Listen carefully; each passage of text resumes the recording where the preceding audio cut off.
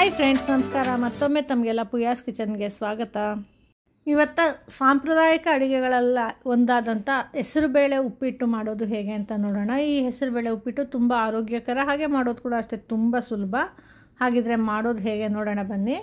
ಇದಕ್ಕೆ ನಾನು 1 ಕಪ್ಪಷ್ಟು ಹೆಸರುಬೇಳೆನ ತೊಗೊಂಡಿದ್ದೀನಿ. ಈ ಹೆಸರುಬೇಳೆನ 2 ಸರಿ ಚೆನ್ನಾಗಿ ತೊಳೆದು ನಂತರ ಈ ಹೆಸರುಬೇಳೆ ಮುಳುಗುವಷ್ಟು ನೀರು ಹಾಕ್ಕೊಂಡು ಸುಮಾರು 3 ಗಂಟೆಗಳ ಕಾಲ ನೆನೆಸೋದಕ್ಕೆ ಇಟ್ಕೊಂಡಿದ್ದೀನಿ.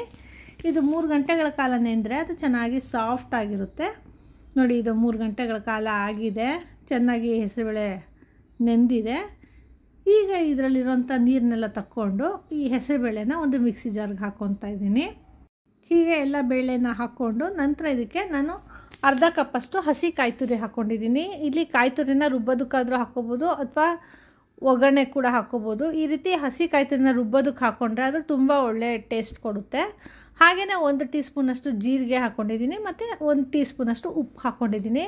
ಖಾರ ಜಾಸ್ತಿ ಇಷ್ಟಪಡೋರು ಬೇಕಾದರೆ 1-2 ಹಸಿಮೆಣಸಿನ್ಕಾಯಿನ ಈಗ ರುಬ್ಬಕ್ಕೆ ಕೂಡ ಹಾಕ್ಕೋಬೋದು. ಈಗ ಅರ್ಧ ಕಪ್ಪಷ್ಟು ನೀರು ಹಾಕ್ಕೊಂಡು ರುಬ್ಕೊಂಡಿದ್ದೀನಿ. ಇದನ್ನು ತುಂಬ ನುಣ್ಣಗೇನು ರುಬ್ಬೋದು ಬೇಕಿಲ್ಲ, ಸ್ವಲ್ಪ ತರ್ತರಿಯಾಗಿ ರುಬ್ಕೊಂಡ್ರೂ ಕೂಡ ಚೆನ್ನಾಗಿರುತ್ತೆ. ಹಾಗೆ ರುಬ್ಬವಾಗ ಜಾಸ್ತಿ ನೀರು ಹಾಕ್ಕೋಬಾರ್ದು, ಅರ್ಧ ಕಪ್ಪಷ್ಟು ನೀರು ಹಾಕ್ಕೋಬೇಕು ಅಥವಾ ಅದಕ್ಕಿಂತ ಸ್ವಲ್ಪ ಕಡಿಮೆ ಹಾಕ್ಕೊಂಡ್ರೂ ಪರವಾಗಿಲ್ಲ. ಆದರೆ ಹಿಟ್ಟು ಮಾತ್ರ ಇಡ್ಲಿ ಹಿಟ್ಟಿನ ಅದಕ್ಕಿಂತ ಸ್ವಲ್ಪ ಗಟ್ಟಿಯಾಗಿ ಇರಬೇಕು. ನೋಡಿ, ಈ ಅದಕ್ಕಿದ್ರೆ ಅದು ಕರೆಕ್ಟಾಗಿರುತ್ತೆ. ಈಗ ಒಂದು ತಟ್ಟೆಗೆ ನಾನು ಸ್ವಲ್ಪ ಎಣ್ಣೆ ಹಾಕ್ಕೊಂಡು ಗ್ರೀಸ್ ಮಾಡ್ಕೊಂಡಿದ್ದೀನಿ. ಈ ಗ್ರೀಸ್ ಮಾಡ್ಕೊಂಡಿರೋಂಥ ಪ್ಲೇಟ್ಗೆ ಈ ಮಾಡ್ಕೊಂಡಿರೋಂಥ ಹಿಟ್ಟನ್ನೆಲ್ಲ ಹಾಕ್ಕೊತಾ ಇದ್ದೀನಿ. ಹೀಗೆ ಈ ಹಿಟ್ಟೆಲ್ಲ ಹಾಕ್ಕೊಂಡು ಲೆವೆಲ್ ಮಾಡಿಕೊಂಡು ಈಗಾಗಲೇ ನಾನು ನೀರನ್ನ ಕಾಯೋದಕ್ಕೆ ಇಟ್ಕೊಂಡಿದ್ದೀನಿ. ಈ ಹಿಟ್ಟನ್ನ ಇದ್ರೊಳಗಡೆ ಇಟ್ಟು ಸ್ಟೀಮ್ ಮಾಡ್ಕೋಬೇಕು. ಸುಮಾರು 10ರಿಂದ 12 ನಿಮಿಷ ಸ್ಟೀಮ್ ಮಾಡಿಕೊಂಡ್ರೆ ಇದು ಚೆನ್ನಾಗಿ ಅರಳ್ಕೊಳ್ಳುತ್ತೆ. ನೋಡಿ, ಇದು ನಾನೊಂದು 12 ನಿಮಿಷ ಸ್ಟೀಮ್ ಮಾಡ್ಕೊಂಡಿದ್ದೀನಿ. ಇದು ಚೆನ್ನಾಗಿ ಬೆಂದಿದೆ ಈ ಹೆಸರುಬೇಳೆ ಎಲ್ಲ. ಈಗ ಇದನ್ನ ತೆಗೆದಿಟ್ಕೊತಾ ಇದ್ದೀನಿ. ತುಂಬ ಬಿಸಿ ಇರೋದ್ರಿಂದ ತೆಗೆದು ಪಕ್ಕಕ್ಕೆ ಇಟ್ಕೊಂಡು ಈ ರೀತಿ ನೋಡಿ ಇಲ್ಲಿ ಈ ಇಡ್ಲಿನ ತಕ್ಕೊತಾ ಇದ್ದೀನಿ. ಚೆನ್ನಾಗಿ ಬೆಂದಿದೆ, ಹಾಗಾಗಿ ದೋಸೆ ಎಲೆಗೆ ಒಂಚೂರು ಕೂಡ ಮೆತ್ಕೊತಾ ಇಲ್ಲ. ಹಾಗೆ ನೋಡಿ, ಇಲ್ಲಿ ಹಿಂದೆ ಕೂಡ ಅಷ್ಟೇ ಟೆಕ್ಸ್ಚರ್ ಎಷ್ಟು ಚೆನ್ನಾಗಿ ಬೆಂದಿದೆ, ಗೂಡಾಗಿ ಬೆಂದಿದೆ. ಈಗ ಇದನ್ನು ನಾನು ಇನ್ನೊಂದು ತಟ್ಟೆಗೆ ತಕ್ಕೊತಾ ಇದ್ದೀನಿ. ಹೀಗೆ ಎಲ್ಲ ಇಡ್ಲಿನೂ ತಕ್ಕೊಂಡು ಈ ರೀತಿ ಸಣ್ಣ ಸಣ್ಣ ಪೀಸಾಗಿ ಮಾಡಿ ಇಟ್ಕೊತಾ ಇದ್ದೀನಿ. ಈ ರೀತಿ ಸಣ್ಣ ಪೀಸ್ ಆದರೆ ಬೇಗ ತಣ್ಣಗಾಗುತ್ತೆ. ಅದನ್ನು ನಂತರ ಪುಡಿ ಮಾಡ್ಕೋಬೇಕು. ಅದಕ್ಕೋಸ್ಕರ ಹೀಗೆ ತಣ್ಣಗಾದರೆ ಅದು ಪುಡಿ ಮಾಡ್ಕೊಳ್ಳೋಕ್ಕೆ ಸುಲಭ ಆಗುತ್ತೆ. ಅದು ಬಿಸಿ ಇದ್ದಾಗ ಪುಡಿ ಮಾಡೋಕ್ಕೆ ಹೋದರೆ ಅದು ಮುದ್ದೆ ಆಗುತ್ತೆ, ಹಾಗೆ ಅದು ಕೈಗೂ ಕೂಡ ತುಂಬ ಬಿಸಿ ಅನಿಸುತ್ತೆ. ಹಾಗಾಗಿ ಸ್ವಲ್ಪ ಚಿಕ್ಕ ಚಿಕ್ಕ ಪೀಸಾಗಿ ಮಾಡಿ ಮುರಿದಿಟ್ಕೊತಾ ಇದ್ದೀನಿ. ನಾನು ಮುರಿದ್ಬಿಟ್ಟು ಒಂದು ಫ್ಯಾನ್ ಕೆಳಗಡೆ ಇಟ್ಟರೆ ಬೇಗ ತಣ್ಣಗಾಗುತ್ತೆ. ನೋಡಿ, ಇಲ್ಲಿ ಈ ರೀತಿ ಪೀಸ್ ಮಾಡಿ ಇಟ್ಟಿದ್ದೀನಿ, ತಣ್ಣಗಾಗಿದೆ. ಈಗ ಇದಕ್ಕೆ 1 ಸ್ಪೂನಷ್ಟು ಎಣ್ಣೆ ಹಾಕ್ಕೊಂಡಿದ್ದೀನಿ. ಈ ರೀತಿ ಎಣ್ಣೆ ಹಾಕಿ ಪುಡಿ ಮಾಡಿದ್ರೆ ಬೇಗ ಪುಡಿ ಮಾಡೋದಕ್ಕೆ ಸಹಾಯ ಆಗುತ್ತೆ. ಅದಕ್ಕೋಸ್ಕರ ಈ ರೀತಿ ಕೈಯಿಂದನೇ ಈ ರೀತಿ ಪುಡಿ ಮಾಡ್ಕೋಬೇಕು.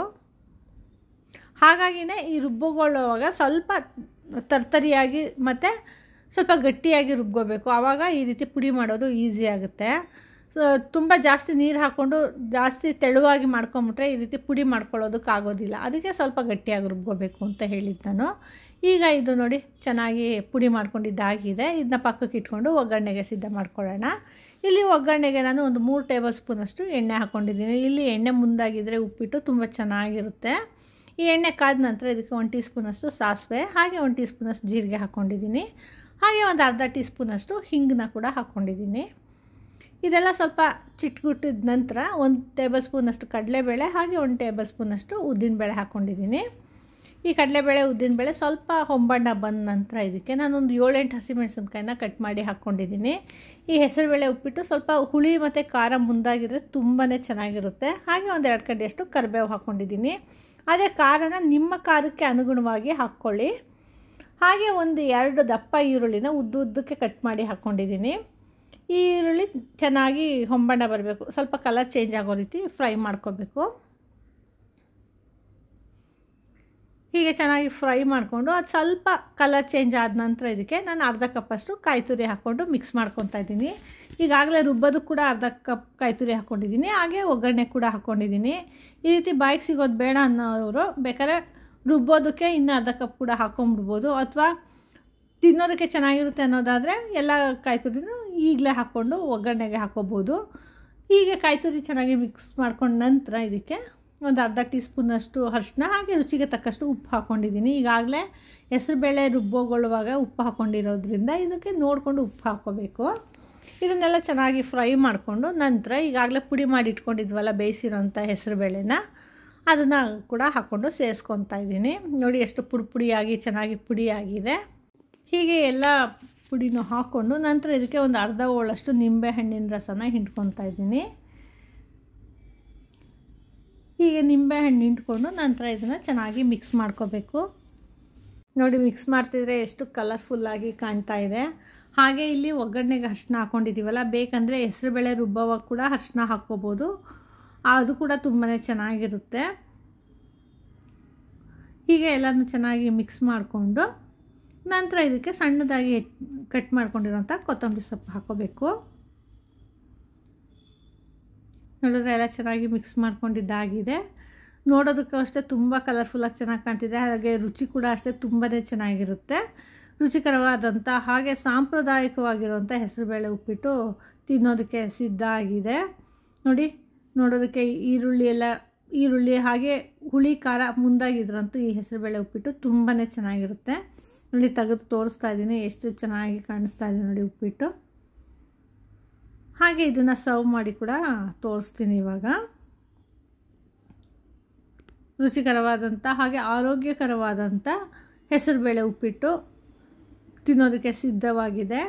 ಈ ಸಾಂಪ್ರದಾಯಿಕ ಅಡುಗೆ ನಿಮಗೆ ಇಷ್ಟ ಆಯಿತಾ? ಹಾಗಿದ್ರೆ ನೀವು ಖಂಡಿತ ಇದನ್ನು ಟ್ರೈ ಮಾಡಿ ಹೇಗೆ ಬಂತು ಅಂತ ನಮಗೆ ಫೀಡ್ಬ್ಯಾಕ್ ಕೊಡಿ.